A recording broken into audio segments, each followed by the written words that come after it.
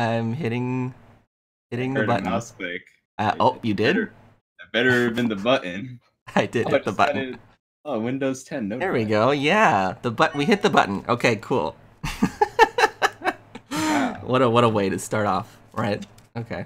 Ooh. Anyways, so welcome everybody. How's it going? To our live stream discussion. Here we're gonna get started in just a minute or so. What's that thing? Yeah. Oh yeah, right. So, as you probably already know, I am Alec and Stuff, and I'm joined today by my friend ShadowLink. Say hi to the people. A professional ham steamer. The professional ham steamer. All right, guys. So today we are going to be talking for quite a while, pretty lengthy discussion about Super Smash Bros. Ultimate. You might have heard about it. It's this small indie game that's coming out later this year. Yeah, so before we get started, forgive me if I'm not quite as attentive to the chat as I normally am, because I have a lot of notes here and we have a lot of stuff to cover. So I guess with all of that said, and without further ado, ShadowLink. I know you watched the Direct like a couple of weeks ago, whenever it streamed live. As a matter of fact, I think you were in my live stream whenever we were watching. Yes, I was. So, I guess starting from what do you want to do? So you want to do like general impressions first and then go into the small details, or do you want to just do it reverse? I think general impressions should probably go first. Okay, so let's start with that then. Sure. General impressions of the Smash Bros. Direct from 2 weeks ago. What did you think? I wasn't expecting Castlevania to be like, hey, what's up? We're here now in Smash. That was like probably the biggest surprise that ever happened. Because like when you think about it a little bit, it's just like Castlevania. There are the people that remember Castlevania, and then there are the people that weren't even born yet that are going to be getting Smash and be like, what the heck is a Castlevania? Who is this? What is a Simon Bell? What? Who? You know what's weird? Like, oh, sorry. Go on. Okay, but like, I mean, I never played Castlevania, so it's like I don't technically quote unquote know, but like I know of the game because of the speedrunning community mostly. So like I know what it's about. I've seen it, so like I get personally I get it, but it's just like I really just didn't expect Castlevania to come in, you know? I mean, okay, so I feel the exact same way you do. I'm not exactly sure when it was that Castlevania actually released, but I know it was a while ago. And I never actually had the opportunity to play it just because my first console, like Nintendo console, was the 64, and I believe Castlevania was like, as far as Nintendo affiliation goes, was on the NES. So I was never actually, like, I never had the opportunity to play it, I guess. And I still haven't really, except for Symphony of the Night, which is pretty good. Anyways, do you have any thoughts about, okay, so we'll go ahead and just start getting into the nitty-gritty. So they started off the Direct with 2 new character reveals, which was super hype. Let's talk about that trailer, by the way. First of all, the way that the Direct opened is it started off with Luigi walking through this, like, this big, dark, and, like, menacing mansion, right? And I thought that was going to be some sort of, like, reveal for something Luigi's Mansion related, and I was expecting like, oh, maybe King Boo? Maybe King Boo is coming, or Professor Egad? That would be so hype, but it ended up not being. But throughout that entire time, something I did notice is Luigi has a new high-tech poltergeist. Like, what is that all about? Because if you look closely in the Direct, there's actually, like, the poltergeist itself looks a little bit different than it normally does. And it also fires plungers now, which I don't think was actually a thing in the original Luigi's Mansion game, or even in Dark Moon. So I'm not exactly sure, like, what that is supposed to mean. Maybe, you know, and for, like, some context, there was a little bit of a rumor going before E3 actually started and went live, there was a new Luigi's Mansion game potentially coming. And maybe this was, like, a sneak peek towards that, because we know Sakurai is no stranger to including like brand spanking new IPs, especially with Roy and Melee, where Roy wasn't even out in the States yet. Like his game wasn't even out in the States yet, and he was already in Melee. So I don't know. That could mean a lot of things, but the way that the trailer started off was actually hilarious. Yeah, and I love seeing Luigi. I can't believe Yes. dead. The big elephant in the room. Sakurai kills Luigi.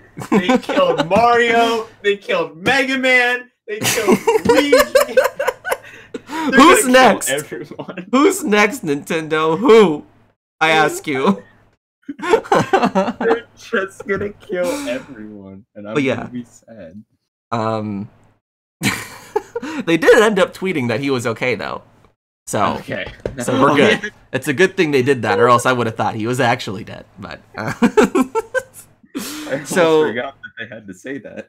Needless to say, that whole entire hilarious Luigi running through the mansion thing was just a big lead up towards the huge reveal that Simon Belmont and Richter Belmont were new characters coming to Smash Brothers, and I wasn't entirely expecting that. I know a lot of people were because there was leaks the night prior, but I'm like a mixture between excited and a little anxious about Simon and Richter, because on the one hand, I don't really have like much of an attachment to the Castlevania series, but on the other hand, I think there's actually quite a bit of potential for like interesting movesets and just overall enjoyable gameplay from both of them, especially the stage.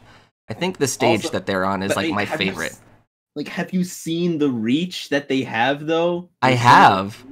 It's nuts. It's just so like, nuts. You thought Corrin had reach though? Dude. The Belmont brothers now? The range is unbelievable. I'm so hyped for his whip. That's like the most interesting part about it, I think. And the cool thing about it too, and I think I saw this in the direct, is that you can actually use his whip to grab onto ledges. Is that right? That I'm not sure about, but I believe it. I want to say they talked about it in the direct, but I can't remember for certain. Yeah. But one thing that stood out to me was I remember they were I saw this on Twitter where it was they were talking about Simon Belmont and everything. It's like the one of the things they said is like one of the the moves, they leave you vulnerable and moves a bit slow, but it's a slow to set up combo game. That they said that about Bayonetta. Yeah, I was gonna say they said the same thing about Bayonetta, and all of a sudden Bayonetta is just like top tier, overpowered. Everything's absolutely broken. So, like people feeding evil, and I was just like, okay, all right, well, yeah, right. I don't. And then the caption for the tweet was, "I'm not falling for this twice." Yeah, I don't know what to trust anymore, but he looks interesting. I mean, same thing for Richter. I've never actually heard of Richter Belmont before his actual reveal in the Smash trailer. Oh yeah, same. I think part of that is because like the game that he comes from, I can't think of the name of it off the top of my head, but I think the game that he comes from was actually never released in the West or something like that. Or it's something to the effect of like he's really hard, like the game that he's from is really hard to get your hands on. I'm not sure, but that is how the direct started off, was those two huge character reveals and the stage that they're coming to. Oh my goodness! I'm actually on the Smash Brothers website and looking at the stages that are coming to the game, and it gives you like a little overview of each single one, and the Castlevania one. Oh my god, Dracula's Castle, dude! Oh my goodness! It looks so crisp and clean. And they really nailed the moonlight casting onto the stage, and you see all the shadows like growing 10 times higher and stuff like that. And sorry, go on. I was gonna say, yeah, it looks very crisp. It's just like so ominous and dark, and they just got that feel down.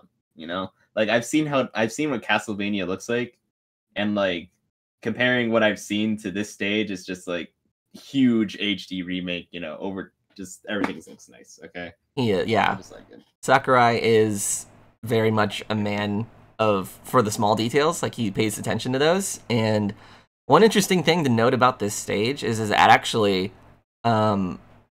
something about like if you hit the statues in like the backgrounds of the stages as well, and like the little candelabras, they actually dispense items every now and then, which is very similar to the way that the games work.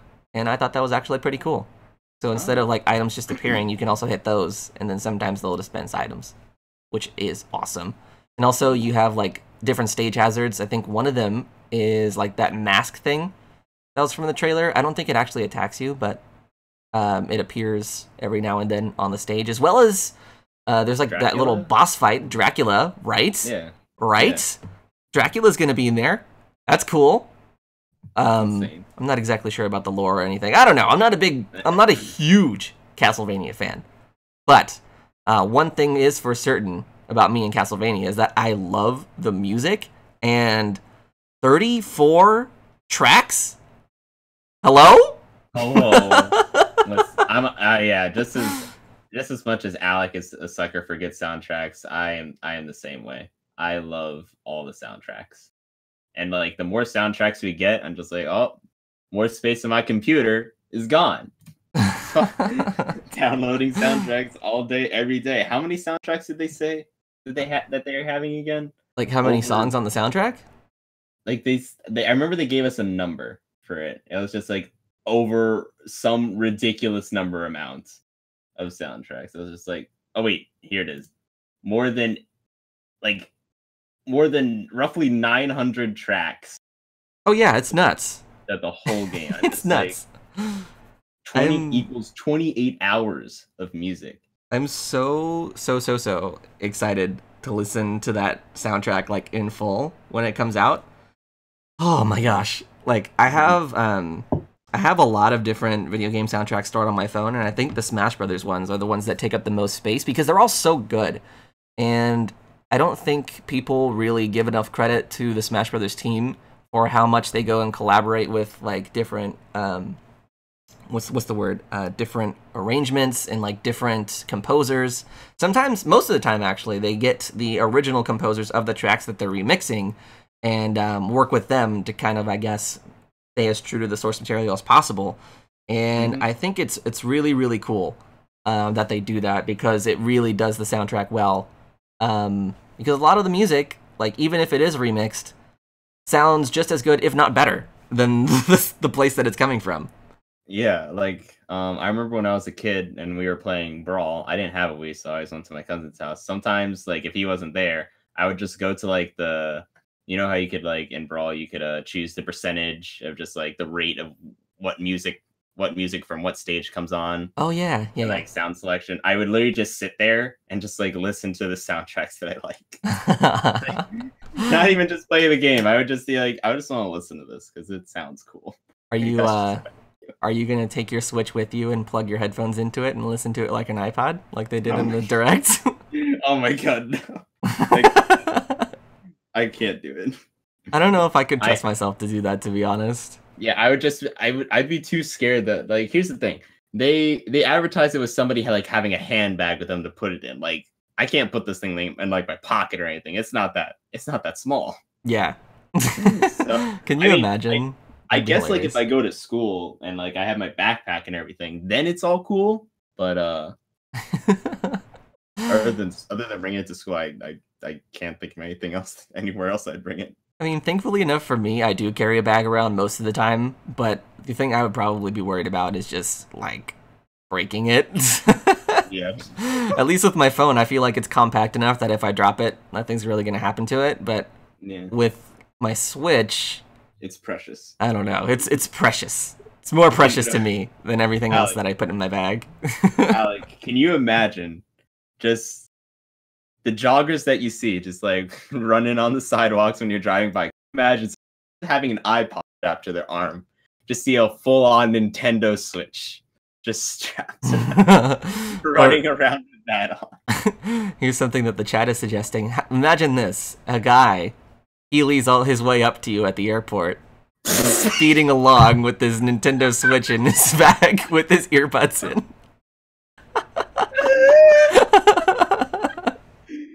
You see, you guys haven't experienced it yet, okay?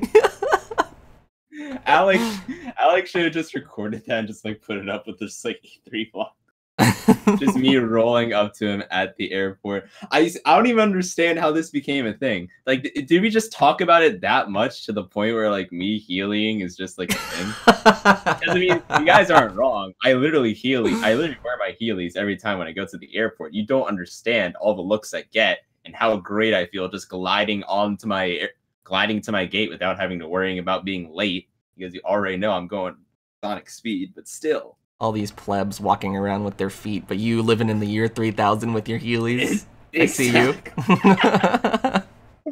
I'm just living in another year, okay? I just know I know how to get around airports. What could I say? Yeah, that's definitely the progressive way of thinking. Oh yeah, so following the reveal of the Castlevania stuff, which was a lot, we also got confirmation of a couple of more Echo Fighters. So, just to kind of list the ones that we are getting, we have Dark Samus and Chrom were officially revealed during the presentation. And then a couple more things about the fighters before we get into it. You can also stack Echo Fighters on the main menu screen for character select, which I think is really, really cool. I don't know if I'll exactly be using that because I like seeing the sheer size of the character select screen. I don't know. It's just something that's really satisfying for me to look at. Oh, but yeah, it's definitely something cool for people that would want that feature. And he said that there are more to announce later. So let's go ahead and crack down into it. So Dark Samus was first out of the two. Do you have any thoughts on the Dark Samus? Okay, now I'm not huge into Metroid, and to be honest, I didn't even know that Dark Samus was a thing. So really? when I saw Dark Samus, I was just like, the who now? The what? You mean to tell me that this thing that I saw was I'm pretty sure they had this like color scheme in Smash 4 for Samus. I swear they did. They had the black and like blue. I thought that was just another color scheme. I didn't know that was an actual person. Yeah, I didn't know that was another character. I was so genuinely confused. Yeah, I'm so sorry, chat. I mean, you guys could rip me apart for not being vegan, but I'm so sorry. Yeah, it's kind of similar to ShadowLink, no? How it's like an arch nemesis of the protagonist. Yes, I mean, okay. To be fair, yes, that's fair. I am a carbon copy that nobody should know about, but I just didn't know they did that for Metroid. I just never knew. I can't remember the game that Dark Samus comes from, but she's been around for a while, if I remember correctly. At least from the Game Boy days. Okay. Oh, really? Yeah. Oh my god. Wow. You're missing out. Wow. You're missing out, Shadow. I am genuinely surprised about all this, but I'm interested to see what kind of take they have in it, because I know with like I mean, because obviously they wouldn't put ShadowLink in Smash because you could always just reskin that. I always thought that would just be the mindset, This game is the opportunity for all of those alternate costumes that were inspired by other characters to actually be characters. Exactly. Wait, yeah, I'm just realizing this because like technically Daisy was in Smash. All you had to do is just change your reskin of Peach. And, like there you go. You would get Daisy. But now like they're their own character. Wow. Yeah. I'm interested to see what Dark Samus's like kit is all about, like her gameplay, because if I remember correctly, Samus has been changed a couple of times throughout the history of the Smash Brothers franchise. So what I mean by that is I think it was around the transition from Melee to Brawl where they changed a couple of her moves and like a couple of different things about her that made her different.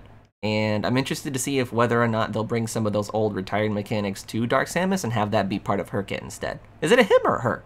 I don't know much about the lore of Dark Samus. From what I've seen from the lore, I'm pretty sure that it's like, how Samus could like take their suit off and like be a person.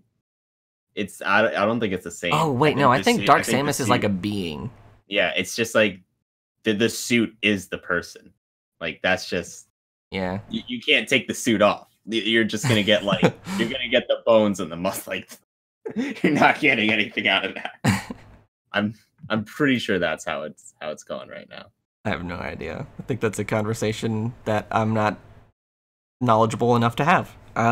Yeah, but I think that would be cool to see kind of where they go with the direction of Dark Samus. If anything, it's probably going to be something like, well, actually, now I don't know now that I'm saying it out loud. I don't even know how most of the Echo Fighters are really going to operate, at least the new ones. Is Daisy going to be similar to Peach in some ways? Have we seen gameplay of that yet? I don't think so. I'm particularly interested. Like, I feel, is Daisy just gonna pull turnips too? Is Daisy gonna do the butt explosion too? Like, oh man, I don't know. Is she also gonna be pulling frying pans and golf clubs out of her dress from out of nowhere? In particular, I don't know. Maybe. I don't know. I guess that's just like part of the mystery, I suppose. But one character I can say with confidence is where they're inspired from is our next Echo Fighter that was revealed during the Direct, which was Chrom. And Chrom, I think, is a little bit of a divisive, very divisive character as far as like the announcements in the Direct go. I'm going to go ahead and ask you your thoughts first. So what did you think when you saw Chrom get revealed as an Echo Fighter for Smash Bros. Ultimate? I kind of saw it coming. I knew that a lot of people were disappointed when they didn't see Chrom for Smash 4. Like everyone, or at least, you know, again, I'm not big into Fire Emblem, but I know enough for it basically.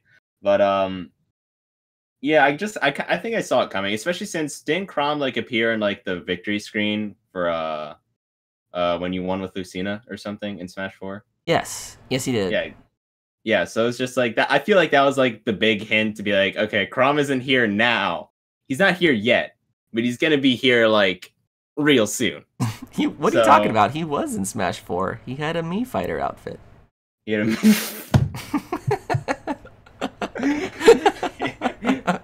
I'm leaving.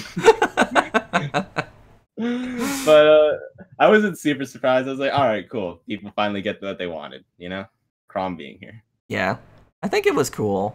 I know a lot of people have their own thoughts about, you know, more Fire Emblem characters coming to Smash and that it should go to someone else, but I'll make it clear from the start, I am a big fan of the Fire Emblem series, but it didn't really bother me, and I can see where people are coming from with the whole, like, it should go to someone else thing, but I think it's really cool, and it just makes sense. I mean, he already had the full 3D model in Smash 4, so it just makes sense to add him here, because it doesn't seem like it would take that much work to go from there to make him an actual character. I'm not a game developer, so I don't know, but as someone who's looking at it from the outside, it just made sense. And I think he is actually really, really cool. So while I was watching the trailer, it seems that Chrom, like his moveset and fighting style, are going to be very, very influenced by a couple of different fighters that are already in the Fire Emblem cast. So from what I saw in the Direct, his up special, his up B, is pretty much just Ike's, and a couple of his other moves are inspired from Lucina, and I think from what I've seen of his kit, it's basically just a mesh of Lucina and Ike, and I think that's really cool. Yeah, that's what I was thinking too. It looks like it looks like a huge mesh of everything. It's like Ike's up B and like kind of just like Lucina / Marth's just kind of neutrals and whatnot. I don't think we've seen the whole kit, but yeah, we've seen enough. You know, actually, now that I think about it, there was a gameplay video that came out for him like earlier today, so I should probably go look at that. But oh, really? From what I have seen currently, yeah, he seems very inspired by both of those two, which is really cool because I loved playing them in previous Smash games, and I think it was it only makes sense to like incorporate that, because if we're going by lore from Fire Emblem, it only makes sense that Chrom shares a lot with Lucina because they are, you know, father and daughter. So I'm sure that she learned a lot of her stuff from him. Yes. Yeah, so that's cool. Moving right along, following those really hype Echo Fighter reveals, we also got confirmation of a lot of brand new stages. So Sakurai kind of went on this like huge short montage of like just a bunch of stuff. So a couple of the new stages that were revealed that we didn't know, like they're not new stages, they're older stages, but this was brought back. Yeah, the stages that are confirmed to be brought back, excuse me. So a couple of the ones that we saw were Pokemon Stadium, Hype. Yes. Pokemon Stadium was awesome. Garden of Hope, Brinstar Depths, I was actually unreasonably excited for, and I don't know why. I saw this, I was like, oh my god, they're bringing this back again. This is insane. I was like, at that moment, I was like, oh man, anything is possible. Literally. They're bringing back Gamer from Brawl, which I think is cool. And they're updating that one with a few of the assets from WarioWare Gold, which I think is cool. Magicant, which is the Earthbound stage from the 3DS version, is coming, which is cool. I'm glad to see that they're showing some love to the 3DS version, because I feel like time has basically forgotten that version of the game. Yeah, honestly, yeah. New Dong City was awesome, because the thing about that map, too, is that not only does it have Pauline in the background, and does it, like, it does the same thing that the Sunshine stage does, where it kind of travels between different locales of that world, which for one I think is cool. But another cool thing about it too is that this is going to be hard for me to describe, so bear with me. You'll see like the band players for Jump Up Superstar playing in the background, and if you like hit them with one of your attacks, they'll start playing their instrument that's part of the song. So for instance, like the instrumental of the song is what's playing, but if you were to hit Pauline, if she's in the background of the stage, the vocals will come in. And then same thing for the guitar player and the drum player. And I think that's a really cool touch that they added that. So really, really awesome stage. I'm really, really excited for that one. Oh, here's one to talk about. So we got, finally, a visual confirmation of what the new Final Destination stage looks like. So Final Destination is basically like a mainstay for all of the Smash Brothers games, and each one has its own look and feel to it, and we finally got to see what the one for Smash Brothers Ultimate looks like, and I love it, to be honest. I really love it. It looks like a Final Destination. It like, looks like the... Like, I don't know how else to describe it. It's just your final destination. Like, literally the end of the earth. Like, where else do you go after this? I don't know. Like, that's just what it looks like. It looks like straight out of a Marvel movie or something. It's got this really unique look to it, and I love the stalagmites and stuff that are poking out of the background, and just the overall look. I don't know if the background's actually going to animate like the old one in Melee did, but I'm super excited for it regardless. And you know, I don't know if it's just me. And chat, if anyone agrees with me, feel free to sound off. But if I'm looking at the stage right now on my monitor, and it looks to me like this would be the perfect setting for the end of some sort of story mode, or subspace emissary mode, or something like that. Subspace Emissary 2 Electric Boogaloo. Maybe that's just my wishful thinking, but just like the way that they designed it and how just overall epic it looks, I feel like that would only be fitting. I don't know. I mean, I'm just saying, it got a huge overhaul. Did they make a huge overhaul for nothing?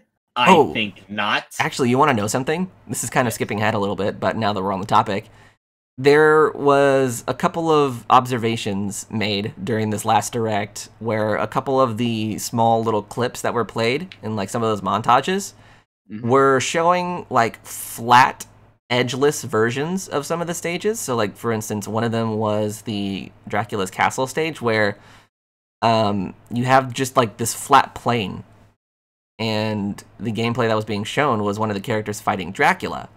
And for those that maybe are confused as to what I mean by this, the game already supports Battlefield and Final Destination stages for every single stage. So this isn't one of those. And the only explanation that we are able to come up with as a community is that this is going to be used as one of the stages for that proposed story mode. So who knows? Who knows? I'll have to send you screenshots or something of those, Shadow, if you haven't seen them. I think we know. I think we know. We're on to you, Sakurai. Don't even try to lie to me. This obviously means that Steamed Hams is going to be played as a scene. Oh no! Oh no! Oh jeez. Superintendent Mario, welcome. Moving right along.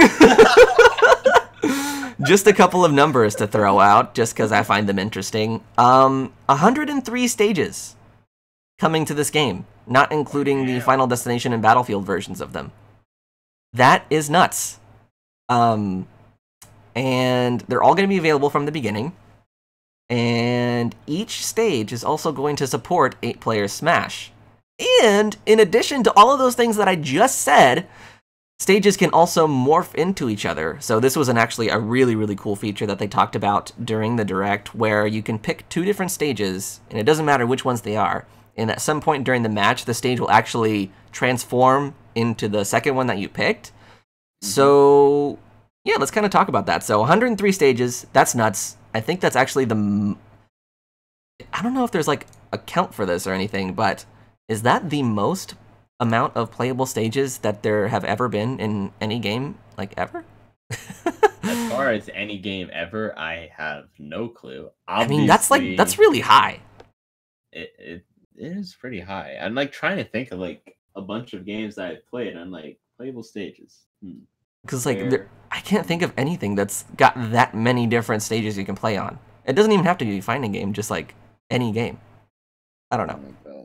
I don't know if I would know the answer to that even if I tried. But 103 stages, that's awesome. And let's talk about the stage morph thing. So back at E3, we were talking a little bit about how you play competitively, probably a little bit more than I do. But as a competitive player, what do you think about the idea of stage morphing? Is it good? Do you think it should be legal? Tell me about it. As far as stage morphing being a legal thing, I personally don't think that it should be, because definitely there's a lot of, I can already see just the amount of cheese that you could pull just through like a singular stage morph happening.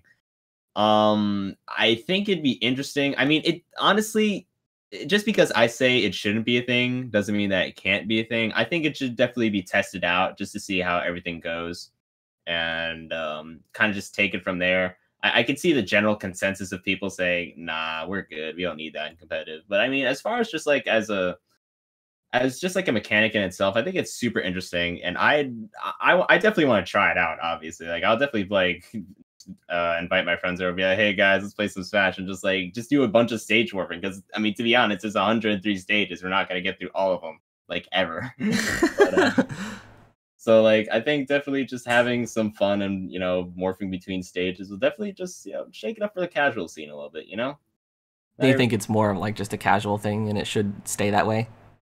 That's my opinion for it. I mean, then again, I haven't got my hands to try it on it. I mean, I think, who knows, maybe it might just be there might be just like a huge spark where it's like, all right, I'm gonna ban this stage and now we're gonna go to Battlefield, but it will transform into FD at like any moment in time. It's like, all right, cool.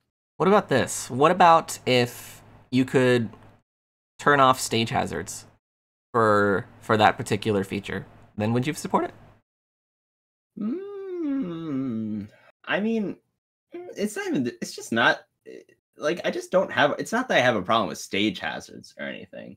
Like, that's not my problem. I just think that as soon as you change a stage, because there are a lot of, when it comes to competitive, like there are characters that have better matchups on certain stages than if they were on other stages. So like the moment that you add in, oh hey, we're just gonna switch stage randomly, the advantage is just gonna shift. So like if you wanted to counter pick, and like, I don't know, for whatever reason your opponent could like pick the second stage that morphs into, like your counter pick turns into a garbage pick, actually, because then you just lose your whole advantage with whatever you need. Like say you need that higher ceiling on Dreamland or whatever, or you need the super low ceiling to get those KOs, and then you try and like counter pick this stage for it. But then like when you add stage morphing into it, then like you have to think about 2 stages to pick or something, and like let's say you only want this one stage, or else you're just gonna have a bad time. Well, yeah, like that's just from a competitive aspect, though. Like, okay, yeah, I see what you mean. I thought you were talking about if it were me, I would probably be most concerned about stage hazards, but I think that's a more valid claim that you're making. That makes sense. The only thing I would really, the only thing that I would really want out of the stage morphing feature, and No, I'm probably not going to get it because I don't I don't think that that would be something that you could like technically do.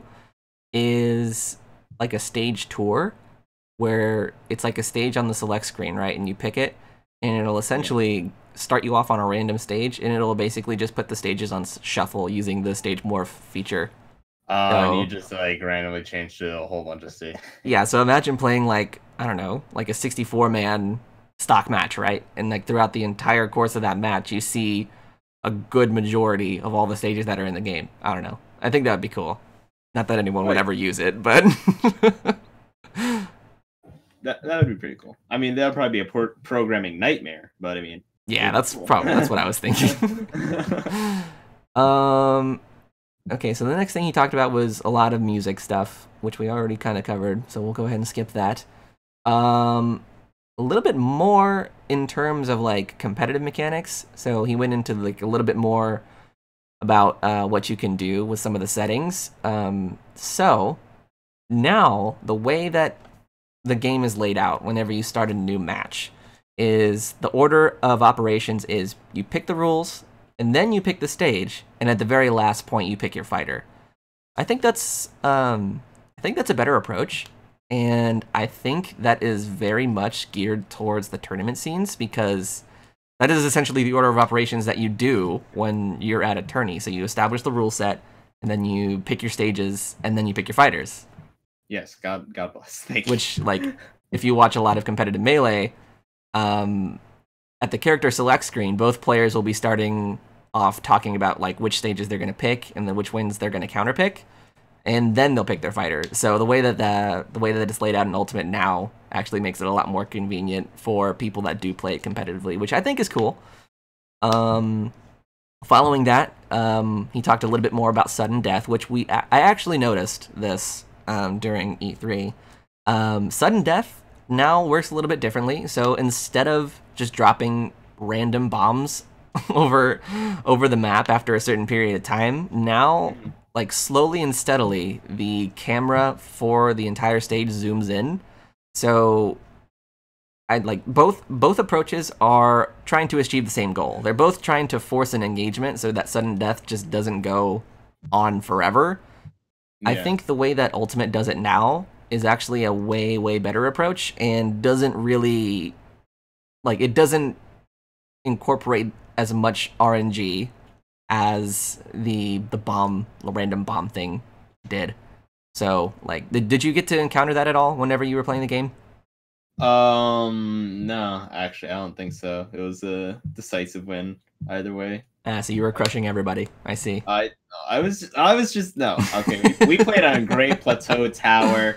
It was terrible. All my kills were getting stolen because like every time I try and KO somebody, the stupid tower ceiling was there. It's like, oh man, can't do anything about that. I'll get someone to like 90% and be like, oh, they're at the edge of the stage now. I can't reach them, but I could finish. Nope, someone already finished them off. Yeah, 4-player smash. I got bamboozled, man. Like, I'm not saying that I'm the best player in the world, but I mean, I'm the best. Not kidding. Kind of sounds like what you're saying. It kind of sounds like that's what you're trying to say. No, but I definitely did get wrecked by a stage a little. Yeah, I like the new sudden death thing. I think it's a lot better. Yeah, obviously it forces the approach. Like you can't just like it not. I noticed that a lot of times people would just like, you know, go to ledge and just like ledge reset like 24/7 until like a random bomb just appeared like under the stage. Be like, oh well, now I'm dead. Cool, right? I'm dead. Oh yeah.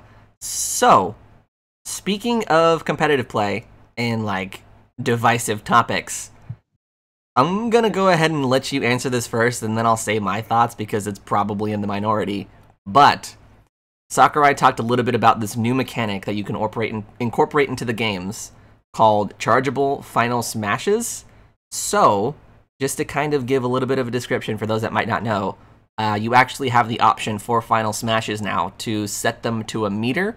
So, like, over the course of the match while you're fighting and doing damage, your character's final smash will charge, and then you'll see a little meter next to your character's portrait on the bottom of the screen, and then when that meter's full, you can actually use your character's final smash, eliminating the whole like ball randomly appears on the stage, whoever hits it last is the one that gets it, and yada yada yada. So, in regards to like using this tournament legally, what do you think about chargeable final smashes, Shadow?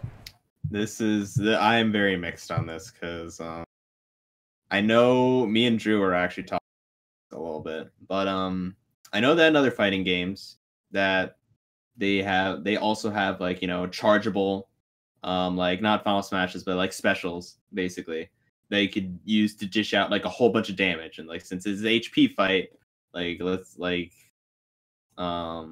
you could just like you could like finish somebody off if you need to, just like with your final special, or just like get a really big chunk of damage that you really need to get in with that that chargeable special. So like it's basically like a general fighting game mechanic. So at that point you would say, oh yeah, sure, like chargeable final smashes, yeah, there's probably no problem with that whatsoever. But like Smash in itself is like a whole different fighting game where you're not fighting to get people to low HP. You're fighting people literally just to knock off the stage. Like that's the whole thing. Percentage really doesn't mean anything. It's just all about, you know, just knocking people off and taking stocks. Like that's the whole thing. As far as I think this is something that needs to be tested for sure. Like I really can't give my definite yes or no. Like my initial reaction is just like no, because that's just, you know, it changes how Smash is as a game, basically. And like I think about it, it's like I feel like some people have like insane OP final smashes, and then there are people that they're probably like other final smashes that aren't as OP, and like you either have to like land them, or they just don't knock off, they just don't send you off far enough, or like some final smashes are obviously just going to be better than others at that point. So I don't have a good yes or no answer for it. I really don't. It's just I feel like we definitely need to test it out, just see what the final smashes lay out, see if it's just like way too OP at that point, and it's just like it'll definitely just change Smash as it is as a game. Like that's a huge thing to change right there. It really is. So you're kind of on the fence then. You don't really have like a developed opinion about it yet. Yeah, I just have to see how it is, because like it's something we've never really experienced before as Smash players. So like I don't know how I just don't know how I feel about it. I really don't. Okay. And just to kind of, you know, go through chat really quick. Mika does mention that the charges in the final smashes are not as powerful as the ones attained through the Smash Ball. Yes, that is true. And he also did say that a lot of the Oko final smashes, which Oko is like a terminology for one-hit KO, are not going to do that anymore. However, one of the things that we did notice during the direct, and it was in like that clip of that montages. There was like one clip where I think it was Marth was the one who uses his final smash, and the character, whoever it was, that got on the short end of the stick was actually still ended up flying off the stage and getting KO'd. So they're still very powerful. As far as how much less powerful that is, I think that has yet to, like, that remains to be seen.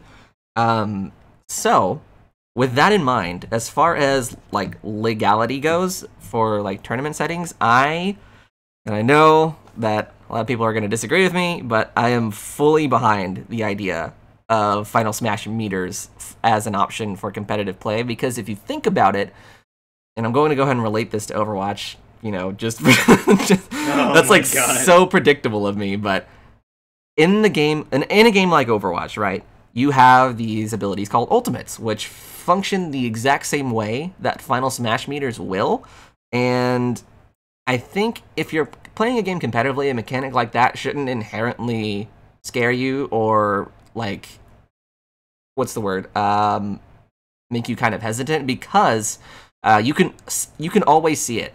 So you can even see your opponents on the bottom of the screen. They're always visible. And I think the real challenge and like the added depth that you'll get from that is to play around those final smashes and sort of counterplay. Because another thing to consider too is that he also mentioned that when a character uses a final smash, there's not going to be an opportunity for anyone else to use theirs until that one's finished. So there's only ever going to be one final smash that's active.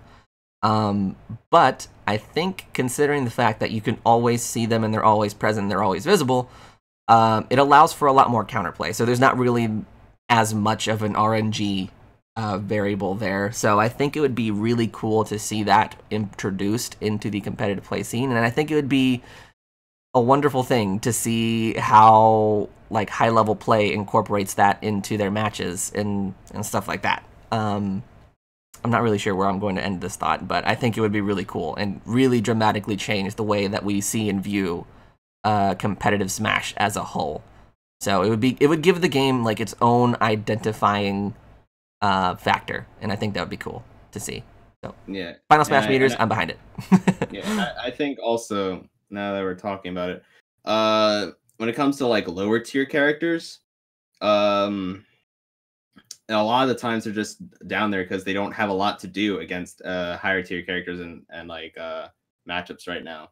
But when you add Final Smash meters and stuff like that, that'll definitely give them a significant buff in the matchup. It's like, okay, well, maybe if I just do enough damage and then just get my Final Smash meter up, I'll have a chance to like actually take it. And so the matchup does considerably change when you add that factor into it. It kind of gives like any low tier character just like not like a sole win condition, but just like a better win condition, a more reliable win condition than just like having to probably rely on something that just isn't as good in your moveset and whatnot. So it could definitely shift up matchups. Yeah, it would definitely like breathe new life, I think, into some of those lower tier characters, as you were saying. But yeah, I mean, that's obviously like a very, very divisive topic among the Smash Brothers community, and I'm interested to see where the mentality shifts as time goes on, because I feel like a lot of people are in the same boat as you are, Shadow, where they just want to see like what they look like, you know what I mean, and how that incorporates itself into gameplay and whether or not it's going to feel cheap and stuff like that. So it's understandable that there's not really a general consensus at the moment, but it as far as I've seen, everyone just seems mixed about it. So I guess we'll see what everyone thinks later on. But yeah, so that was the thing.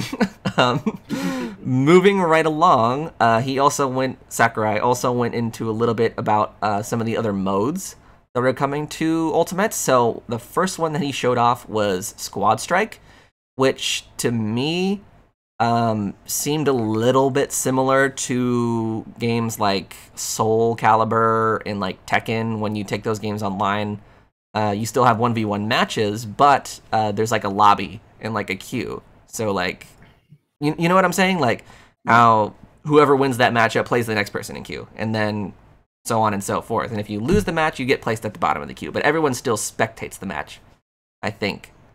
So I think that is pretty cool. What I'm genuinely concerned about for a lot of these modes is I'm wondering if they were going to support online play at all, because just to go over like some of the modes that were announced, there's the Ultimate Cup Tourney, which is similar to Melee, where you have, you pick your character and then it automatically builds a bracket for you based on the players that it sees, and it'll just fill in the gaps from there. Smashdown, which I think is actually really, really cool. Smashdown is basically like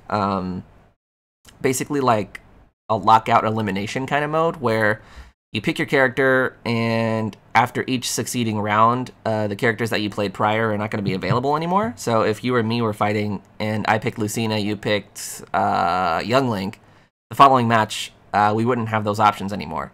So it kind of shakes things up a little bit and kind of keeps you on your toes as far as like, oh geez, like I already picked Young Link, who am I going to pick next? I don't know. We'll pick this guy. I don't know. Yeah. And I think that's a really cool mode to incorporate. And then you also have training mode and classic mode, which are pretty self-explanatory. So, but for those modes, I would just really love to see online support, because as much as I would love to, I don't think I will ever have like 8 to 16 people at my place playing Smash Brothers on the same console. I just don't think that's gonna happen. So that would be my thing. But what did you think about Squad Strike and the tourney and Smashdown? When I saw Squad Strike, the first thing that popped in my head, crew battles. That's right. Basically, literally integrate. You know what a crew battle is? Oh, yes. That's actually really, I didn't even consider that. Like, it's literally just game integrated game integrated crew battles. Like that's just you want to explain just it when it comes down to it. And I think that's super cool that they finally like have an for it instead of like, you know, us having to set everything up for it. Obviously they couldn't call it crew battle because, you know. Do you want to explain what crew battles are for those that might not know? All right, so basically for those of you who don't know what a crew battle is when you take any amount of people. It could be like 5, 10, whatever. But for this scenario, we'll just say 5 people, or 5 people for each team. There's 2 teams, all right, and you pit these 2 crews of 5 against each other, all right. And let's say that the first 2 people that go up against each other 1v1, person A loses, but person B lost 2 stocks. And let's say it's like a 4-stock match, right? So he has 2 stocks left, right? The next person from person A's team would come in, and they would also fight. They would fight the person that won, person B. But they would start the match off with 2 less stocks because at the end of the first match where they were fighting person A, they lost 2 stocks. So then, basically you fight like that, so on and so forth, where you eliminate people until you get one team up. Hold on one second. Yeah, I think crew battles is a pretty cool way to think about it. I never actually considered that when I first saw it, and it makes sense that Shadow is because he's more of a competitive player than I am. But I think it's really cool. I would just like to go on my little bit of a rant of how I want them to incorporate online play. I think it would be cool because for those that are familiar with the way Mario Kart 8 Deluxe does their online multiplayer, they have these like these online lobbies that you can make. So for instance, like let's just make up a scenario, like if I wanted to host one for the channel, right? And I gave you guys the code to get into the lobby, pretty much everyone from the community would have a place to fight everyone else from the community, and it would just be like this own little guild in a way. And having modes like that to be able to play online, I think would just only work to make the online experience a lot better, because if anything, if there was anything that Smash Brothers could improve on over the course of history, is its online play. I think online play is a big area of opportunity, especially with the Nintendo Switch Online launching in like a month. It would be pretty cool to see Smash Brothers basically embrace that as much as they can, and like just offer as much support for online play as possible. I think that would be cool. Yeah. And I could definitely see this being a popular online mode, sure. And I could definitely see a lot of this, definitely this being a huge in tournaments now. Like, I could definitely see people signing up for singles bracket, doubles bracket, squad strike bracket. I feel like that'd be super cool, and I'd definitely be down for that. And as far as the other new mode, what was it called again? Smashdown. Smashdown, yeah. The first thing when I thought about that was, Iron Man's. That's right.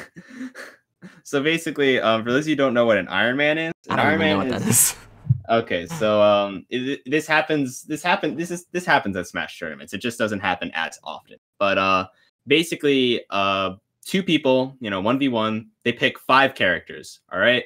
And it works exactly like a crew battle, how I was just talking about, but instead of swapping out people, you swap out characters.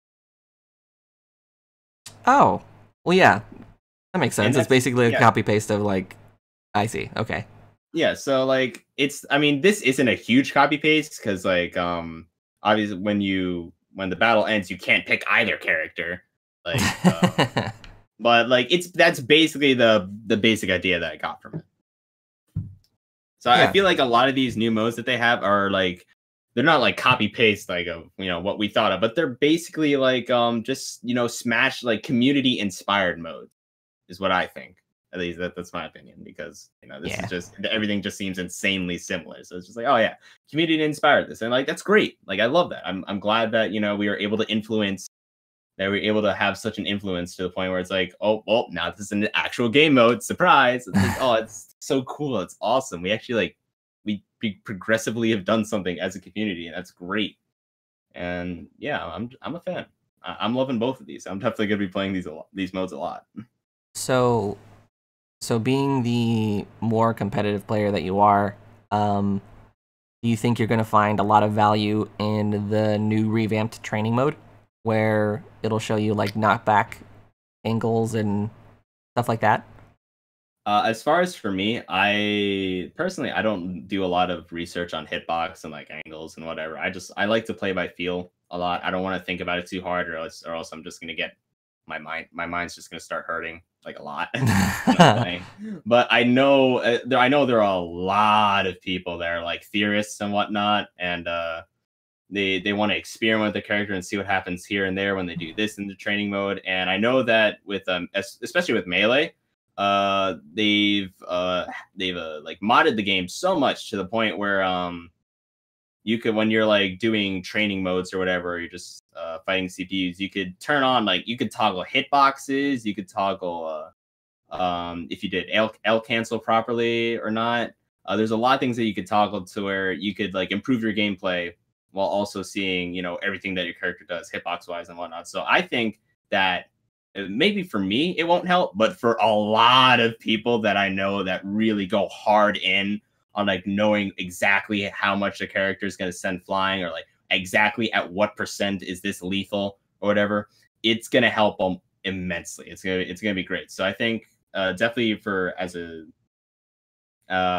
maybe not for me, but for like a lot of other people, it's gonna help a lot. I think it's great. I think it's great that they did that. Yeah, I think it's great too. A lot of that stuff just goes way over my head. I like to play, but I don't think I play that seriously. Okay, so that about covers the new modes. Moving along, you talked a little bit about items. I don't usually play with items on. I probably will during my first little bit with this game just to see all the new ones, but a few of the new ones that are coming to the game, they showed off a banana gun, which is it's a banana gun, so it's not much else to say other than that. The most powerful item in the game. Finally, a weapon to surpass Metal Gear. Anyway, you also have the Killing Edge, which is essentially just Death's Scythe. Like, what? I've been seeing so much going on with that. I just see a whole lot of Twitter videos where it's just like this, or Ness will kill you in your sleep, because they had like, Ness with like some of the screenshots. It's just like, oh my gosh, that looks so brutal. Yeah. So after that, you also have the bomber, which I think is the little bomb with the gun, or the little bomb with the legs on it. I think it just explodes randomly, so that's cool. And there were a few other ones. The big thing that I took away from the items section, though, is the new Pokemon. So they added Ditto. They added Ditto, which is great. So just to kind of go like briefly over the new Pokemon that they're adding, Alolan Executor, which is hilarious because he essentially just splits the map in half wherever you throw him. There's Abra, which is pretty cool, Solgaleo and Lunala, which is awesome to see the representation for Sun and Moon in this game. Mimikyu is also on there, which Mimikyu is scary in this game because he essentially just kills you. Goodbye. He takes you under his little like dress, skirt, scarf, pillow, sack thing. Just like his quote unquote like skin. Yeah, he sticks you under there, and then he basically just kills you because your character just evaporates into nothing. So that's scary. Pyukumuku is in there. Vulpix and Alolan Vulpix. I love that. That is an adorable idea. Yes. Marshadow is in there, as well as the hilarious Ditto. You know, one thing about Ditto is, so for those that don't know, Ditto basically just transforms into the person that threw him, and then basically turns into a computer fighter based on your character. So, like, if I'm Donkey Kong and I throw the Ditto, there's like a Ditto version of Donkey Kong that's like beating up your enemies. But one thing that I wish that they did with these Ditto forms of all the fighters is add the little Ditto eyes to all of the fighters. Oh just like the little dots. That would have been... I would have cried. That's like my favorite thing about Ditto, is just the little dots and then the like small smile. Just to see that on like a King K. Rool model would be hilarious. But oh well, at least they got the goopy look down. But anyways, after Pokemon, they talked a lot about assist trophies. So let's just talk about the character graveyard, the people who aren't going to be making it. You know what sucks is that this is like a big feature that Sakurai implemented back when Brawl came out, and now we're just referring to it as the graveyard for all of the characters that are revealed for it. Sorry, that can't happen anymore. I mean, like Zero, Knuckles, Crystal, Claptrap, Cap'n, Chef Kawasaki from Kirby, Gray Fox, Nikki from Swap Note? I mean, I think Nikki is actually good for an assist trophy. I think that makes perfect sense, because Swap Note is like one of those very, very niche things back in the 3DS days, and I'm just glad that she's in the game at all. I loved Nikki in Swap Note, and I think it's cool that she's here. Same for Shovel Knight. I know Shovel Knight is another very divisive topic in the Smash community at the moment, but I think Shovel Knight as a character, like fighter, I mean, it would be cool, but I think it really does make sense that he's an assist trophy, because he's developed by an indie studio, and it seems to me that if you really want to be a fighter in a Smash Brothers game, the series that you come from needs to be huge and has to have some sort of impact on the gaming landscape as a whole. So like Simon Belmont makes sense. Castlevania games and Metroidvania style games are still referred to as Metroidvania style games. Same thing for all the other new fighters that are coming. So it just makes sense to me that Shovel Knight is an assist trophy in this game. Whoever's listening that disagrees with me, you can go ahead and fight me on that. But I think it makes sense that he's an assist trophy. No. What do you think he shouldn't be? Do you think he should be a fighter? Man, you know, I was really disappointed when the Moon was an assist trophy. I had high hopes for the Moon being a character, rolling around the stage, just blowing up, you know. Man. So and the Moon is scary. The Moon is scary. Always, no. The only thing when that thing came up where they used the clip of the Moon to blow up everything. My favorite thing that became of that was when somebody made a Twitter video where you know the Chowder intro. Vaguely. I don't like where this is going, but vaguely. Basically, the Moon kept coming closer, and they just looped the one line of the song. You take the moon, and you take the moon, and you take the moon, and you take the moon. Aye. And it was just that for a whole like 20 seconds, and it was it's just funny, okay? Yeah. Chat laugh. Please put lols in it. Someone laugh at his jokes. Please tell me somebody knows what I'm talking about. It's not just me, right? I'm not the only one that knows what they're talking about. Yeah, I don't know. I guess I'm just like not that big of a Chowder fan. I'm just saying we haven't seen Shadow as an assist trophy yet. Well, I mean, he was an assist trophy before. That doesn't mean we haven't seen him yet. What game did you come from? Any of the trailers. Are you asking? Are you endorsing the idea of you being added to Smash? Yes, I am. You don't know how closely I've been working with Nintendo. You don't know where I actually live. You know what's funny is that for both Young Link and Adult Link, there is going to be a ShadowLink costume. So if I don't see you playing that day one, I'm going to be very disappointed. Oh, I've always been choosing a Black Link ever since I've gone to my tournaments. Fine. Okay, good. But I'm just saying, Shadow is a character. As an Echo fighter. Okay, he's you know not what? there. Or boycotting. We'll come back to that in a little bit. Because I have some stuff to say about that. Well, we'll come back to that in a little bit. Okay, so from there they talked a little bit about boss fights and blah blah blah. And a little bit about the main menu, and we all know about the mysterious green section on the main menu that Sakurai made it a point to talk about during that direct. And have you seen like all the rumors and stuff about how it's supposed to be called like spirits or whatever, and it's why everyone's dying in all the trailers? You've seen that, right? Yes. Okay. But yeah, I truly think that's going to be a story mode, but I think I've already spoken about that enough. I'll spare you guys from listening to it again. Subspace Emissary 2. Please. If they wouldn't call it Subspace Emissary 2, what do you think they would call it? Subspace Emissary the Squeakquel?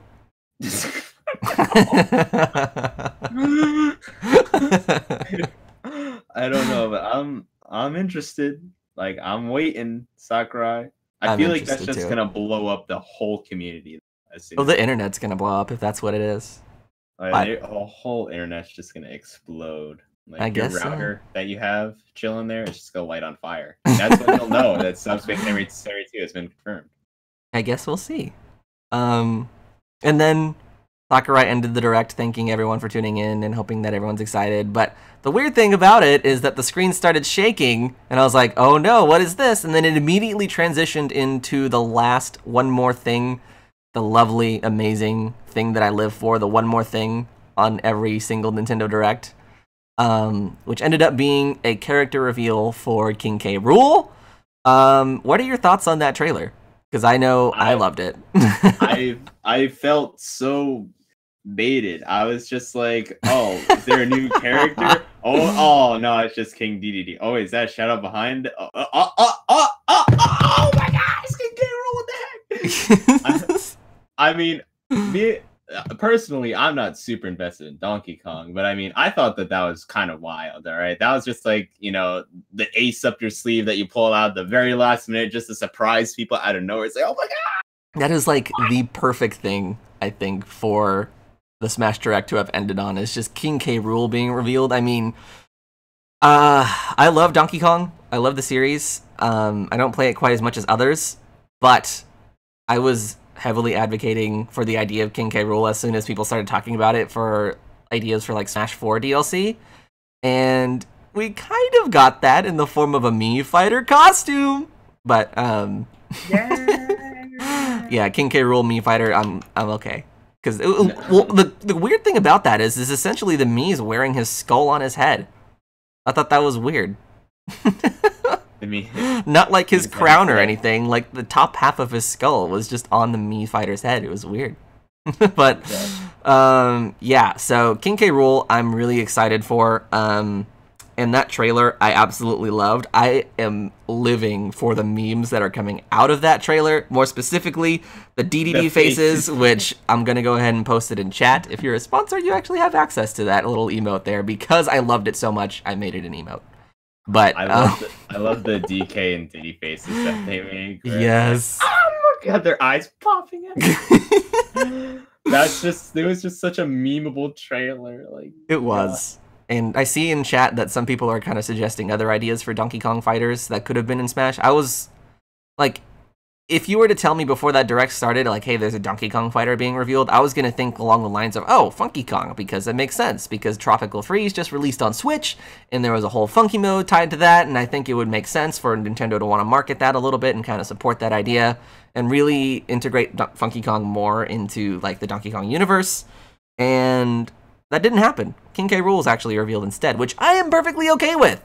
I love King K. Rool's design in this game, and I think it's interesting, too, because they showed a lot of footage of his gameplay in the whole trailer, and I think it's awesome because, one, it incorporates a lot of like small, tiny references from past Donkey Kong games, which Sakurai does this with pretty much every character in the series, but I thought it was really cool that King K. Rool's final Smash incorporates Donkey Kong Island from Donkey Kong 64, which I love Donkey Kong 64. It was a great game. And his boomerang crown, which hails from the original Donkey Kong Country. So in the boss fight for that game, he'll do that same move where he throws his crown and it comes back to him in sort of like a boomerang kind of style. So I thought that was cool, that there's a lot of inspiration from his past games being incorporated into his moveset, and I am just really, really hyped for King K. Rool on Smash. I love it. Also, apparently, he also has a counter, from what I've seen. Oh, right! Yeah, it's like his belly turns, like, this glowing color. Yeah, I saw DDD just smack him with the hammer, and then it was like, full counter! I was like, oh my God, a sword fighter without a counter? What? A non-sword fighter with a counter? Excuse me? Is that... What? Wait, is King K. Rool the first heavy character that gets a counter in this game? Well, a heavy character? Probably. I know, I almost forgot that Womack had a counter too. Probably like a couple other, but still. Well, never mind. I guess Ike is one. I guess Ike has a counter. Would you consider him heavy? I mean, he's also a sword fighter, so I was just like counter sword fighter. It makes sense. But yeah, I guess a heavy. Oh, I'd say he's like low heavy, but like I feel like he definitely falls in the heavy category for sure. okay. I guess for some reason he didn't come immediately to my mind whenever I thought of heavy characters, but that pretty much covers the entirety of the Nintendo Direct from about 2 weeks ago. Now that we've gotten all that stuff out of the way, let's talk a little bit of about our wants, our dreams, our hopes. So, Shadow, I don't think Phoenix Wright. How did you know I was gonna ask you that? I was gonna say, who do you want to see added into Smash Brothers as a character, but you read my mind. I just want my Ace Attorney references, okay? Oh my gosh. I mean, to be fair, I just don't see. Well, then again, Marvel vs. Capcom made Phoenix Wright a playable fighting character, and you think that you wouldn't be able to make a lawyer, like someone who's like an everyday character, like, you know, a fighting character. But I mean, if Marvel vs. Capcom, oh my god, if Marvel vs. Capcom can do it, I think Smash can do it too. I just hope that, you know, that Marvel vs. Capcom just doesn't have him, like, you know, on lockdown. It's like, you can't use this character, he's ours now. And like, I think it would be silly for like any studio, no matter how big or small, to refuse a role in Smash if it's formatted in the form of like them asking them. Yeah, and it's just like, I just hope that, you know, the hype's just there for him to actually, you know, make an appearance. But I feel like Castlevania has already taken up that spot of, oh, this is our new game that's coming in, the new franchise that's getting added into Smash. Everyone else could, you know, buzz off now. Sorry. Do you think Phoenix Wright? Like, do you have any ideas of what his moveset would be, or like final smashes already? Oh, well, the thing is, I feel like I could say what they would be, but I would just be stealing everything from Marvel vs. Capcom. I mean, obviously, objection would just be like a special move, and oh, of course. I feel like he could, you know, use like evidence that he has stored in his pockets as, like, you know, neutral moves and stuff. Or, is that a Capcom thing, like a Marvel vs. Capcom thing? Yeah, I'm pretty sure, like, on the way with Marvel vs. Capcom, he's like a unique character where it's like you could collect evidence. I'm pretty sure, like, either buff up your moveset or whatever, I think. And I haven't played a lot of it. I've just seen just like tad bits of gameplay. I haven't looked, but I'm just saying. I mean, it could be a thing, although I'm almost 90% sure it's not going to happen. That 10% in me is just like, hey, that's the thing. But I know a lot of people also been hyping up Goku for Smash, and it's just like, yeah, that's not gonna happen.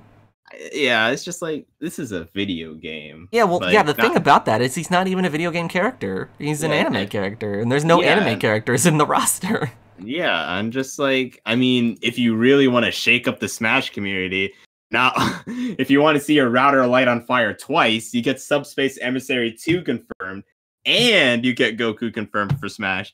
How is he even going to work himself into the story mode? Like, he's just not even, like, in the video game universe. Like, I get that he comes from, it's fine, it's from a DBZ Fighters, but I was just like, but DBZ Fighters just originates from an anime, and that's where his origin's from. Like, if he comes in the game, I mean, your router's going to light on fire. The internet's just going to break, dude. Well, there you go. It'll be something we've never seen before. Shadow heavily opposes the idea of Goku in Smash. I mean, I don't heavily oppose it. I just know that's not going to happen, okay? So, as far as, like, new characters and stuff like that go, I have a list of new characters and Echo Fighters that I would personally want to see added to Smash. So, let me just go ahead and start off with my first one then.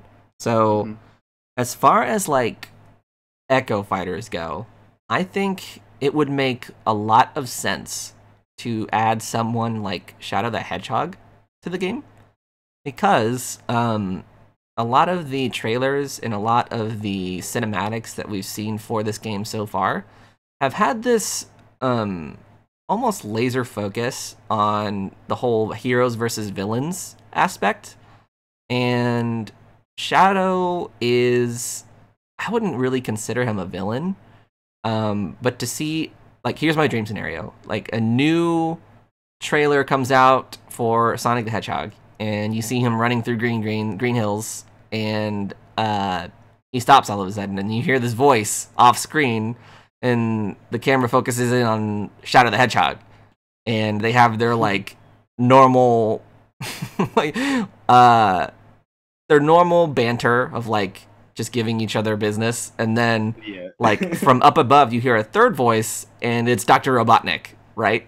Just giving them both the business from like one of his flying contraptions or whatever. So I think that would be my dream scenario, because that gives you both an Echo Fighter and a new character entirely, and it also ties into the whole heroes and villains thing that we've been seeing so much recently. So I think that would be really cool to see Shadow and Dr. Robotnik added as new characters. But that's just one of the slots on my list here. So if you have another character that you think you would want to see Shadow, let me know. Yeah, I definitely, like, if Shadow, like, here's the thing. My second highest hope, other than Phoenix Wright, is definitely Shadow the Hedgehog. Oh, yeah.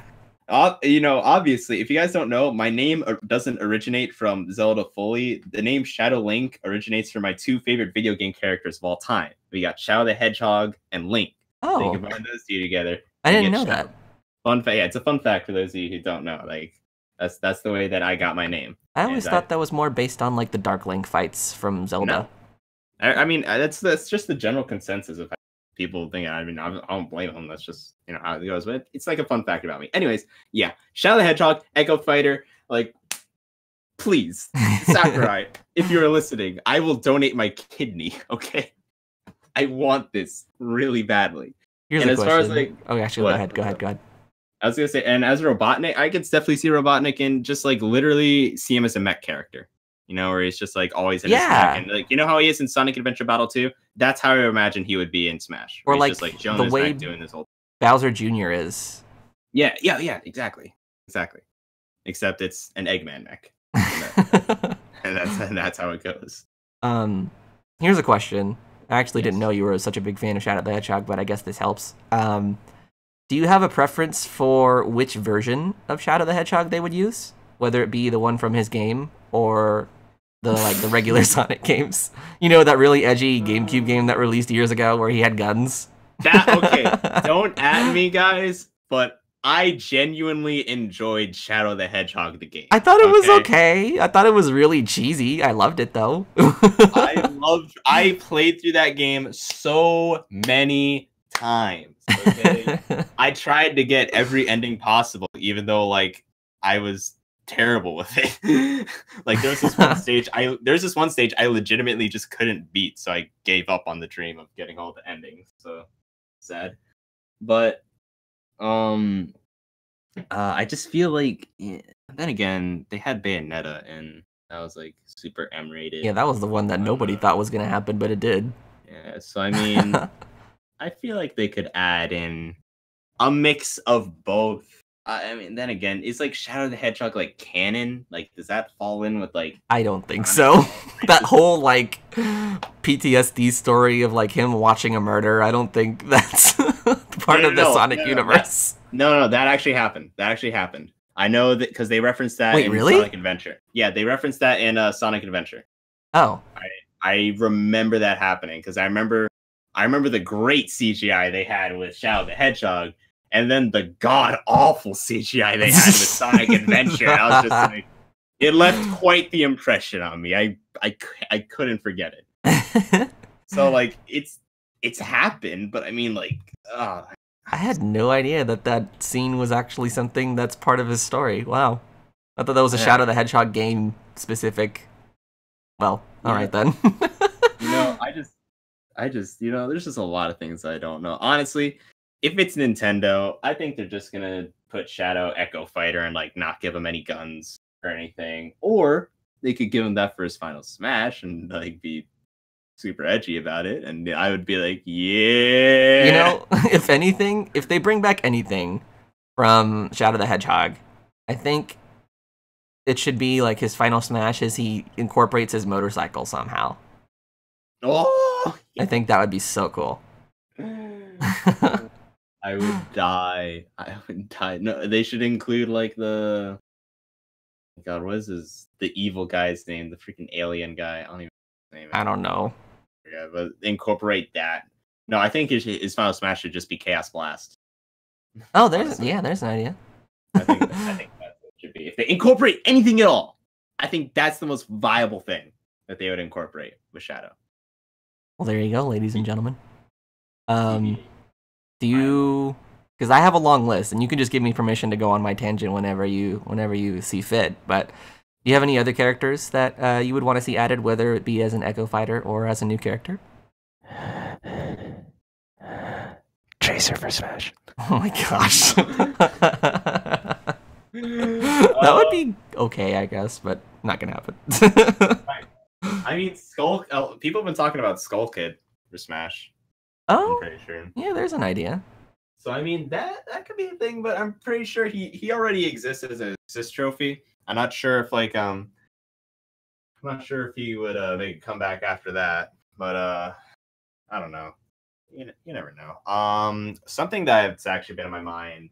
Do you know back in the Minish Cap Zelda games, Vaati? Do you know that character? Is that one of the Game Boy games? Yes. I never played those. Yeah, I think he's made. Oh, you haven't played 3. He made that. I'm pretty sure he's made a couple appearances in the Game Boy Zelda games, but I don't think he's made one recently. But I think he should. I think he should definitely be in. He would be super cool. He's also like super edgy. So I mean, I'm just biased. That's just me, you know. As far as I feel like I've been going on a tangent enough. I need time to gather my thoughts too. So I'm just now seeing it in chat, but where it's being suggested that Knights gets added to Smash, and I agree, Mika. That is a horribly immensely obscure character, but I think that would be pretty cool. I almost forgot about that. I know, right? I haven't thought about that game in so long. But let me see. Let me move down my list a little bit here so you have a chance to gather your thoughts. So she's in the thumbnail and she's on the screen now, but I think Dixie Kong would be a pretty cool Echo Fighter addition, obviously being based on Diddy Kong. But I think it'd be pretty cool to incorporate some of Donkey Kong's and some of Diddy Kong's moves into a moveset for Dixie Kong. And I think Donkey Kong, just as a franchise, has been gypped as far as inclusion in the Smash Brothers games go. Because ever since Smash Brawl, there's really only been 2 Donkey Kong Universe fighters on the entire roster. And that feels almost criminal to me, because Donkey Kong is one of those games that's like a household name. Everyone basically knows what Donkey Kong is and who that is. And I think it's just weird that despite the fact that Donkey Kong is one of those huge franchises that Nintendo has, that there's only been such a limited amount of inclusion in the series overall. So even when it comes to stages, there's only ever been, off the top of my head, Jungle Japes, Congo Jungle, and I think that's it. Oh no, and then there was that one in Smash Wii U where it had the cannons and it was from Tropical Freeze and you can go into the foreground and background, but there's really only been there's only ever been so much inclusion for the Donkey Kong series overall, and I think it would be really cool to add Dixie Kong to it, because I like Dixie Kong as a character, and I think it would be cool. We need, I think, more smaller characters on the roster, because in my mind, I have heavies, average, and then small. So for me, a heavy would be Bowser, an average size fighter would be Mario, and then a small size fighter would be Little Mac, Toon Link, and Diddy Kong and characters like that. So I think it would do good to add a lot of variety, not only to the roster and the Donkey, but to add more to like the inclusion of the Donkey Kong franchise overall. I think that'd be cool. And also Mika says more ladies as well, which I'm 100% behind. More female representation would be awesome. I'm definitely down for that. So yeah. Oh man.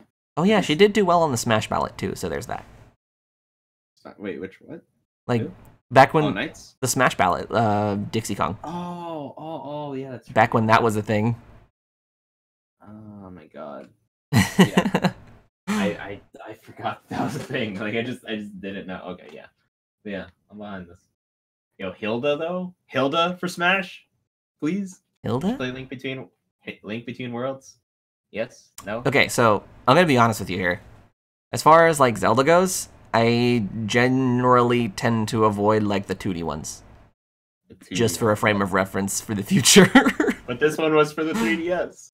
But it's still like on a 2D plane, and I know it's isometric, but it's not like a 3D Zelda adventure. Hey, I'm just saying for future reference. I'm not saying it's the right decision. 2D boy. Oh man, but yeah, never played it. Is she the one that is like she has like a purple color scheme? Yeah, she's like, the opposite of Zelda. Hilda, Zelda. Ah, okay. I have an image of her in my head. I know what you're talking about. Do you know what the Dark World, quote unquote, is for this game? Low Rool, right? It's low Rool instead of high Rool. Oh, that's a good idea for like a map, right? Low Rool? Oh, hell yeah. That would be so cool. Yeah, and the stage could like shift from high Rool to low. Yeah, that'd be cool. I don't know how they could do it, but they could also like see about incorporating that mechanic of like flattening yourself onto the wall, like they do in Link Between Worlds. Yeah, I mean they've done like stage shifting like that for like Fire Emblem stages, so I'd be like, oh, this seems pretty easy to like seamlessly transition. I could see it happening. Yeah, that'd be awesome. Is that pretty much all you can think of as far as new fighters go? I'm like looking at all the games that I have. Can we incorporate Carl Weezer into Jimmy Neutron as a character? Just give me the LK to go, Shadow. I have a whole list. Just go on, Alec. Go on. Okay. What else do you have on mind? Okay. So I'm gonna need you guys to go with me on this. No. But for like new fighters, right?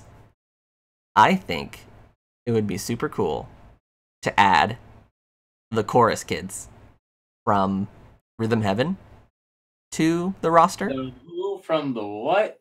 And I know it's a little bit more of an obscure title, but bear with me on this. I actually included them. I did a video like years ago about my top picks for who wins the Smash ballot and who I want to see in Smash 4, and they were on there. The chorus kids from Rhythm Heaven. So if anyone's never played the Rhythm Heaven games, I'll go ahead and post the little guy in chat. So that's what he looks like. He's like this little 2D drawing of, I don't even know. Like basically the minigame is like you're in this choir and you sing along to the music. And that's pretty much it. But they have this unique personality about them that I think is just so cute and adorable. And it would be cool because a lot of the time when people talk about the chorus kids and like do fan art of them and whatever, they're depicted in groups of 3. So I think it would be pretty cool to have another fighter that does that sort of like multiple, what's the word I'm looking for? There's multiple of them. I don't know. Kind of like similar to how Pikmin, like Olimar has Pikmin and Ice Climbers. There's 2 of them. I think it would be cool to have all 3 of the chorus kids in Smash, and for ideas for like their final smashes and like abilities and stuff. I think a lot of it would be like very based on like rhythm, like keeping rhythm and like rhythmic mechanics. So like when I brainstormed this idea, I was very heavily reminded of how Paper Mario: The Thousand-Year Door works, where there are attacks in that game, and yes, it is turn-based, but the attacks that you do, there's like a timing to them. So, like for instance, when Mario pulls back his hammer in that game, you have to hold back the control stick for a certain amount of time, and then you fling it forwards, and that's how he, does his hammer. As far as like how that would work in in the crazy hecticness of a Smash Brothers match, I don't know. I think that would be a something for people that are smarter than I am as far as game development goes to come up with. But at the very least, his final smash could be very rhythmic based, and I think if we were to look at Donkey Kong's old final smash, it would function somewhat similarly to that. So I think that would be kind of cool to see the Chorus Kids included in Smash, and more just Rhythm Heaven inclusion in general. If anyone's never played the Rhythm Heaven games at all, I think if you like just rhythm games that if you've ever liked a rhythm game, I think Rhythm Heaven would be a wonderful game for you to give a shot. And yes, I see you in the chat, Leon.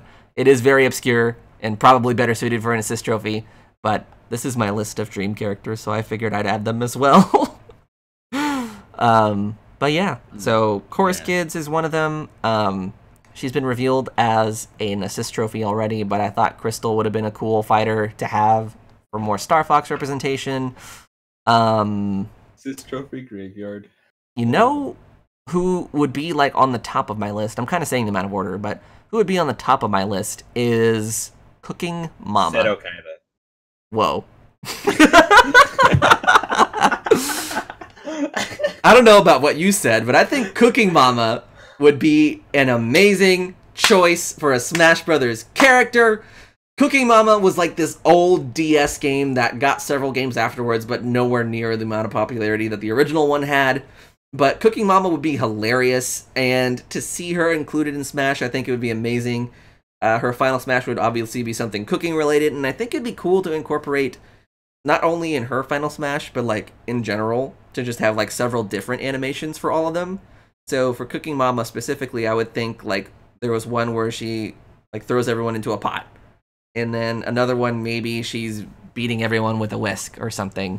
I think it'd be cool, and that kind of goes towards the more like female representation in Smash thing, and I think it'd be cool. I know I fully realize that Cooking Mama is a totally obscure title, but I know Cooking Mama though. I agree. Although I heavily see her just going into the graveyard, the TA.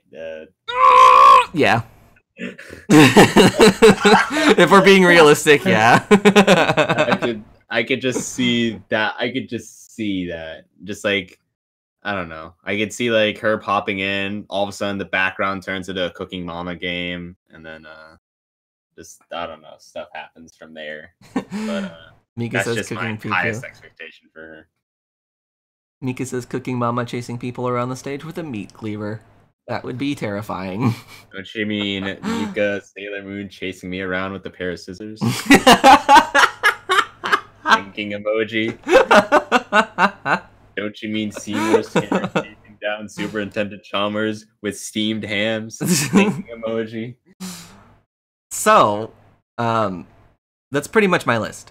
Do you have anyone else that you would want to see added as an Echo Fighter or new fighter before we move on? Other than Daddy Kaiba, Shadow the Hedgehog, my father, I just don't know.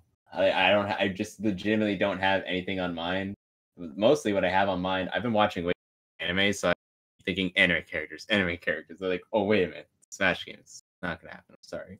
Other than like Zelda games and that, and Ace Attorney, that's just kind of what's on my mind. All right. I guess to sort of sum up our discussion for the day, we talked about a lot. It's been good.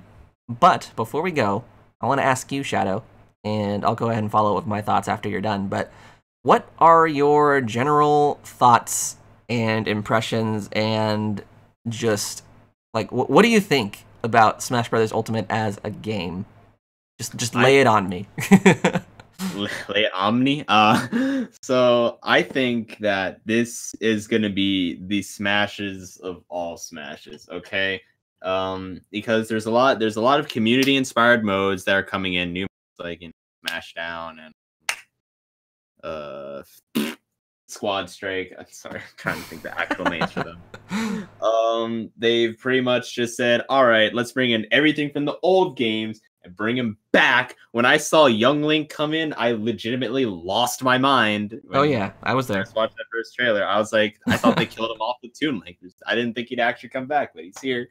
They're bringing back all the characters, even the programming nightmare that they said was ice climbers. I was like, oh my gosh, they're actually bringing them back. Holy crap.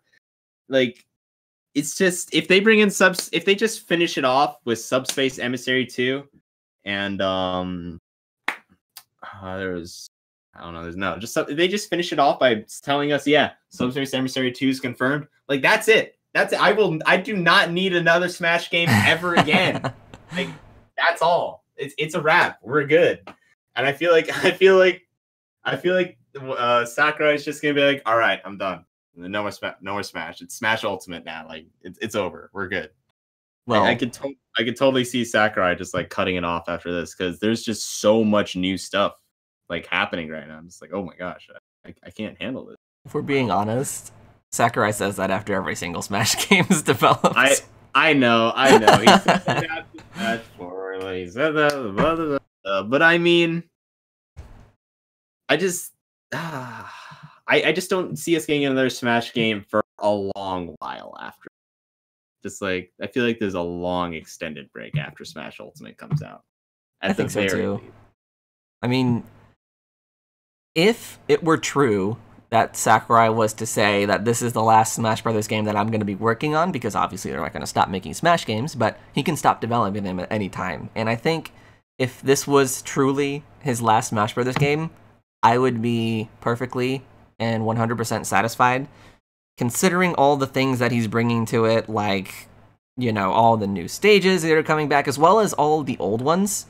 Yes. all the new fighters, and every single fighter ever built into a Smash game is coming to this game. Potentially a Subspace Emissary 2. Just all of this stuff. Like, it really just feels like, I know it's kind of, the mantra kind of loses its impact because there's a couple of other games that share the same thing. But if this was truly like a Super Smash Bros. Deluxe version, right, where it had every single thing that you could think about from other Smash games and built into this one, I think it would make complete sense for this to be his last one, and I would be happy with that, because it has so much stuff. And I think, if I'm thinking about it critically, this is probably the best value for a video game ever. Just considering how much content is built into it and how much he's built on, like, he could have very easily, I feel like any other company or any other developer would have ported Smash 4 over to the Switch and been like, that's it, yep, Smash Brothers Deluxe, it has all the DLC from Smash 4, and it looks a little prettier, there you go. But Sakurai went the total opposite route, and not only did that, but also brought every single thing that you could probably imagine from years and years of Smash Brothers games. I mean, Young Link is a really good example. It's been like, what, 15 years? Melee. Yeah. 15 years. 15-year-old content that people would have been totally fine with not being included. He decided to bring it into this game.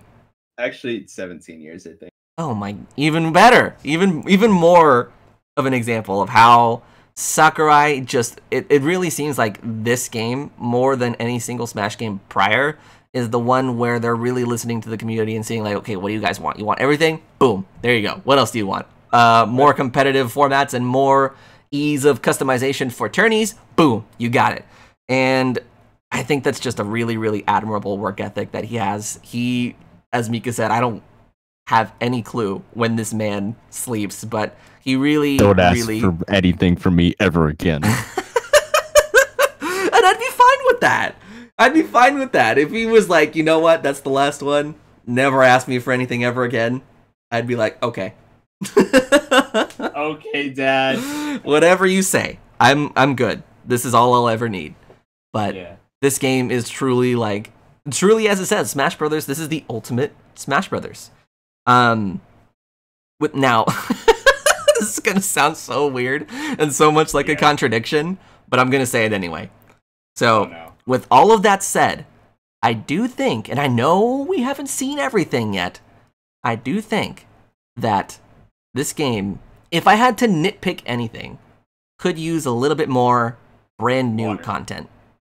So, 103 stages is like the total number of stages, right? And a lot of those are like past stages and returning stages and yada yada yada. If we take into account 103 stages, only 6 of those are brand new to Smash Bros. Ultimate. And I I probably sound like a maniac being like, what are you doing asking for more? Did you see all the other stuff? But did you not hear what I just said? Did you not hear what I just said? Right. If I had to nitpick anything, I think we could do for just a little bit more new content. That would be my one and only gripe with this game, is we could deserve, like, not deserve, I shouldn't say that. We could use just a little bit more new content. That's probably it. And then also, like, some of the, I thought this was weird. I don't know if this is off topic or anything, but I thought this was weird. Some of the 64 stages, like Nintendo 64 stages specifically. So if I'm looking at Saffron City on the website right now, like the fencing and some of the graphics in this stage still seem to remain like they're blocky and low polygon selves from the 64 version. Yes. I thought that was just weird. Like, if you look at the GameCube games, like Fountain of Dreams, for example, oh baby, look at that stage. Oh, it looks so good in HD. But I thought that was weird. Hyrule Castle too. But yeah, like all of the 64 stages specifically do that.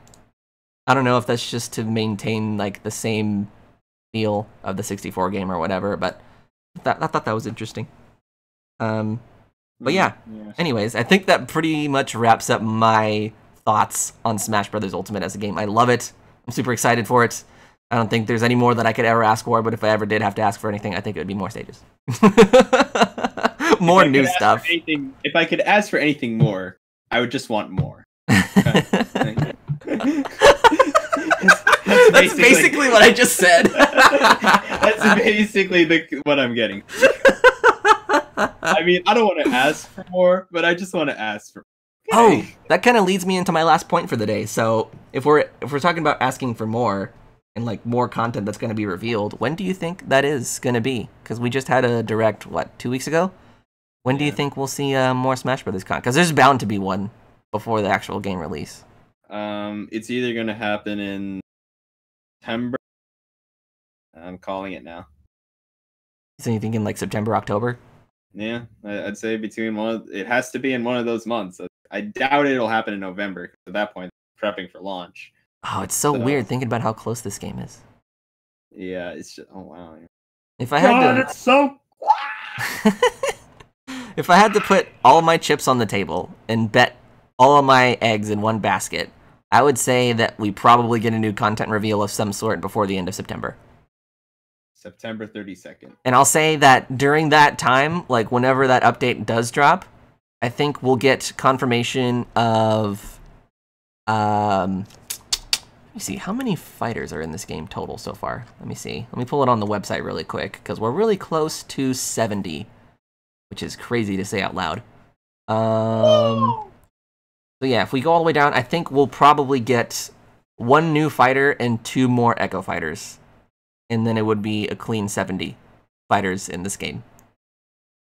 That's what I'm thinking. That's my prediction for the month of September, is before the end of the month of September, we'll get a new content drop, and it'll be in the form of 1 new fighter and 2 Echo fighters.